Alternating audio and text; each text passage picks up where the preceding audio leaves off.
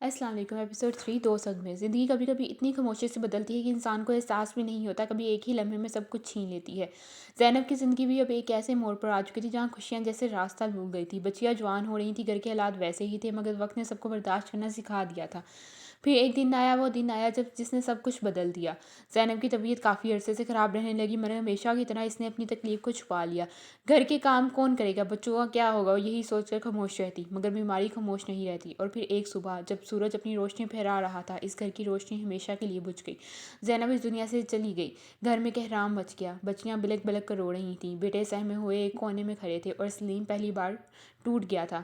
ان کی ایک بیٹی جو ابھی 7ویں جماعت میں تھی سمجھ ہی نہیں پا رہی تھی کہ یہ سب حقیقت ہے یا کوئی ڈراونا خواب۔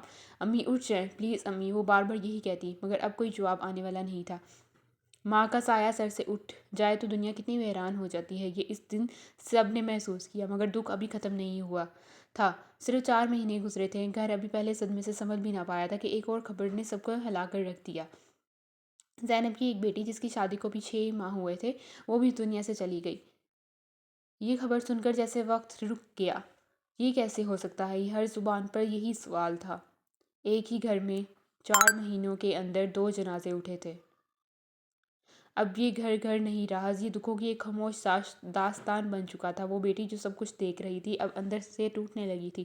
وہ راتوں کو جاگتی، امی کو یاد کرتی، اپنی بہن کو یاد کرتی، اور دل ہی دل میں ایک سوال کرتی، آخر ہمارے ساتھ ہی کیوں؟ سلیم بھی بدل گیا تھا، وہ پہلے جیسا باپ نہیں رہا تھا۔ غم انسان کو یا تو مضبوط بنا دیتا ہے یا مکمل طور پر توڑ دیتا ہے، اور یہاں ہر کوئی تھوڑا تھوڑا ٹوٹ چکا تھا۔ مگر زندگی رکتی نہیں ہے۔ کچھ فیصلے ایسے ہوتے ہیں جو انسان خود نہیں، حالات کرواتے ہیں۔ اور ایک ہی ایسا فیصلہ جس گھر کی تقدیر کو ایک نئے راستے پر لے جانے والا تھا۔ اللہ حافظ۔ That's all.